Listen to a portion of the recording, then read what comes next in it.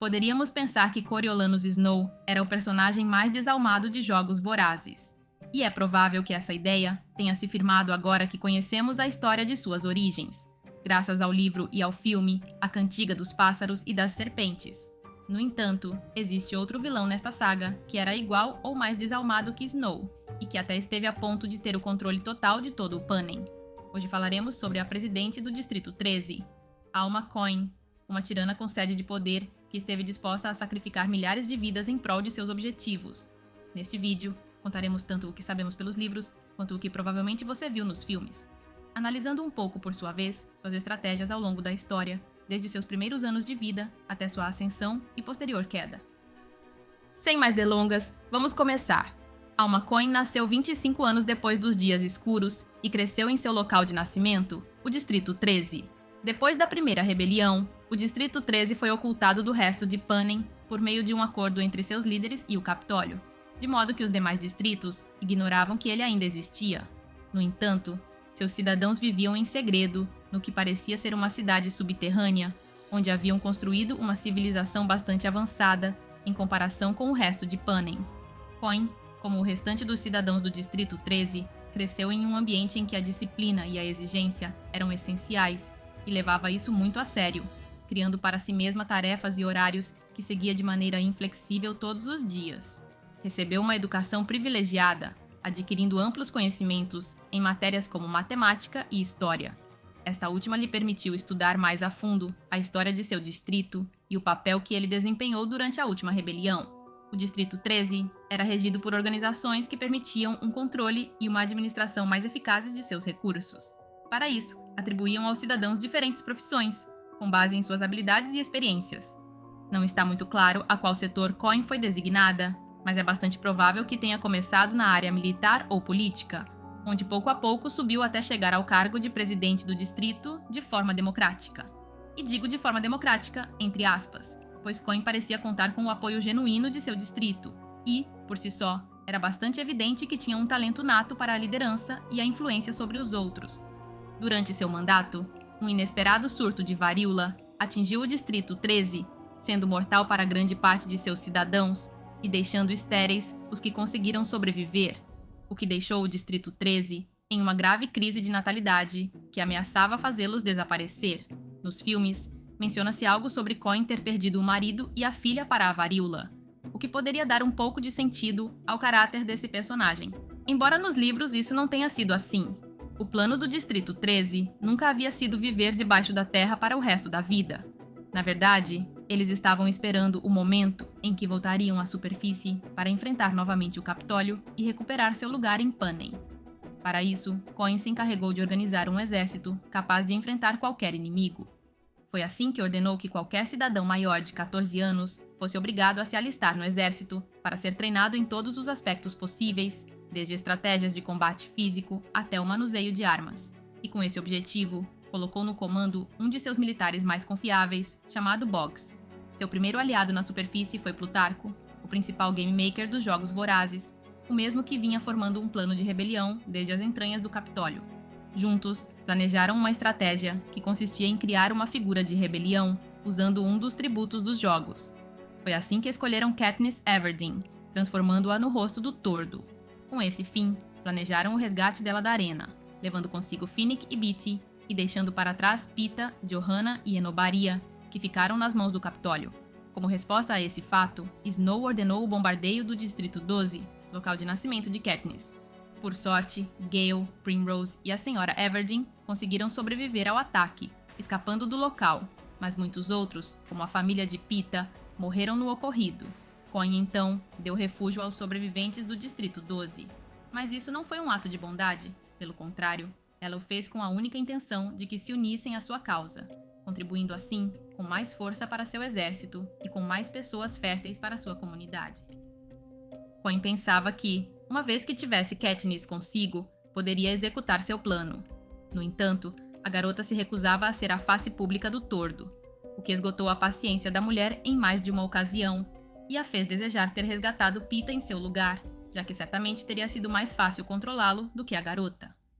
Como a essa altura já deve ser evidente, Coin era uma mulher inflexível e de sangue frio, e não hesitava em eliminar de seu caminho quem não lhe fosse útil ou representasse um estorvo. Quando Pita começou a fazer entrevistas na televisão nacional pedindo um cessar-fogo, Cohen o catalogou como inimigo do 13 e da rebelião, o que significava que, uma vez em seu poder, deveria ser julgado por sua traição. Esse fato foi usado por Katniss para negociar sua posição como tordo, em troca de que fosse concedida a imunidade, tanto a Pita quanto a Johanna e Annie, que também estava no Capitólio. No início, a mulher pareceu se recusar, mas finalmente acabou aceitando. Evidentemente, a rebeldia de Katniss só fazia irritar Cohen, por isso, ela não desperdiçava nenhuma oportunidade de advertência que pudesse dar.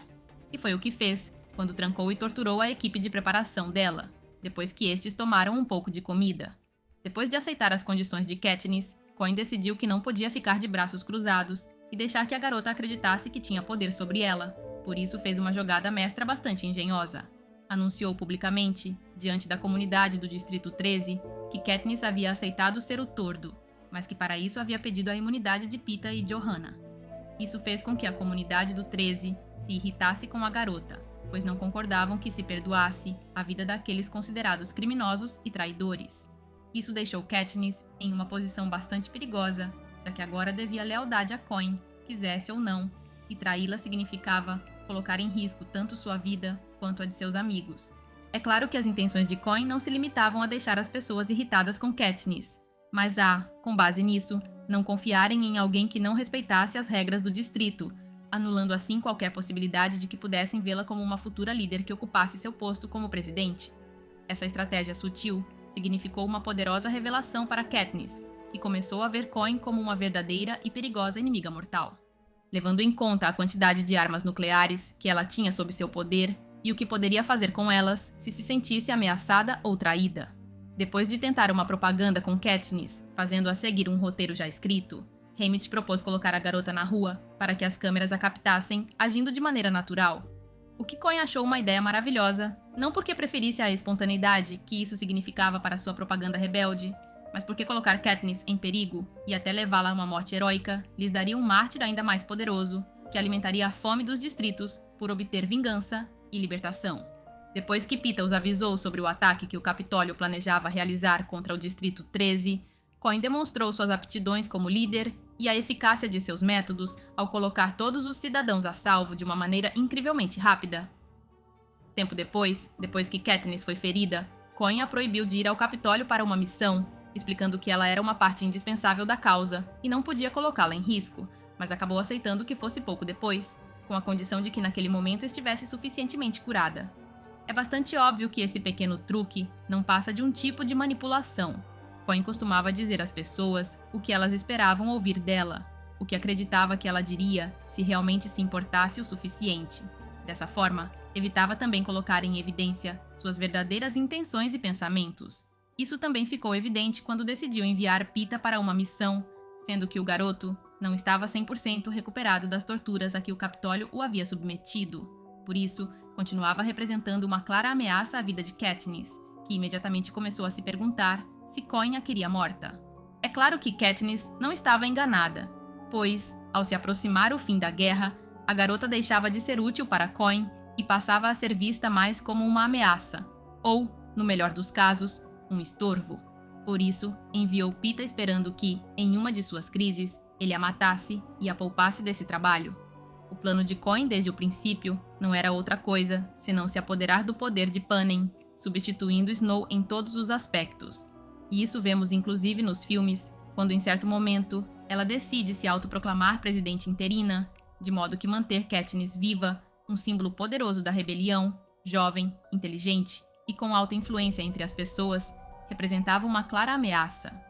Uma vez finalizada a guerra, Cohen demonstrou mais uma vez sua crueldade ao bombardear o Capitólio com a ajuda de aerodeslizadores que fizeram as pessoas acreditarem que levavam suprimentos, quando na verdade soltaram bombas na cidade, matando centenas de crianças e pessoas e culpando Snow por seu próprio crime, conseguindo assim que os próprios cidadãos do Capitólio, que antes costumavam segui-lo, se voltassem contra ele. Entre as vítimas estava Primrose, a quem Cohen havia enviado de propósito àquele local, tendo em mente o que faria depois. Acreditando que Katniss havia morrido, apareceu na televisão nacional, dizendo que a garota seria o maior símbolo da rebelião, estivesse viva ou morta. Quando Katniss se recuperou das lesões sofridas durante o bombardeio, fez uma visita a Snow, que lhe contou tudo o que sabia sobre Coin e o que a garota ignorava, explicando que havia sido ela quem bombardeara o Capitólio, pois se ele tivesse um aerodeslizador, o teria usado para escapar. Snow não tinha nenhuma prova para apoiar seu argumento, mas era bastante lógico e evidente. Por isso, Katniss decidiu acreditar nele.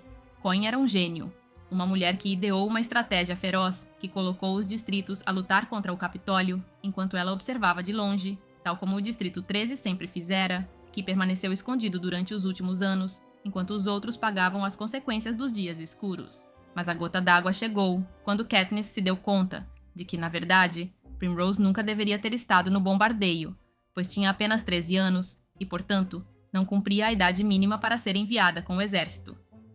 Que, recordemos, era de no mínimo 14 anos. Isso, somado ao fato de que Coin havia querido atentar contra a vida de Effie, fez com que a garota tomasse uma decisão transcendental. Precisava tirar Coin do caminho, senão tudo teria sido em vão. Mais tarde, quando os rebeldes exigiram a execução dos cidadãos do Capitólio, Coin rejeitou a ideia com a desculpa de que precisavam de gente fértil para restabelecer a população e então propôs a realização de novos jogos, mas com os filhos do Capitólio. Para isso, realizou uma votação com os vencedores sobreviventes, cujo resultado foi positivo. Isso só significava que, na realidade, não haveria nenhuma mudança em Panem no futuro se os jogos continuassem sendo celebrados, fosse com as crianças do Capitólio ou com as dos distritos. O país continuaria sob o jugo da crueldade, da desigualdade e da pobreza, de modo que tudo teria sido em vão. Vendo que Coin era igual, ou provavelmente pior que Snow, Katniss tomou a decisão de executá-la diante de todo Panem, aproveitando a distração do homem em quem se supunha que deveria cravar a flecha no peito. Mas quem acabou recebendo justiça pelas mãos do povo de Panem? Existem muitos argumentos que nos levariam a uma longa discussão sobre qual desses dois vilões é pior, mas o certo é que ambos compartilhavam um objetivo em comum: se apoderar do poder de todo Panem e não para nada de bom. Por isso, de qualquer forma, receberam o que mereciam pelas mãos do carrasco, que eles mesmos criaram: o Tordo. De que outro personagem da saga de Jogos Vorazes, ou de qualquer outra saga você gostaria de ouvir? Deixe-me saber nos comentários. Lembre-se de que, se gosta desse tipo de vídeo, pode me apoiar deixando um like e se inscrevendo no canal. Nos vemos em um próximo vídeo.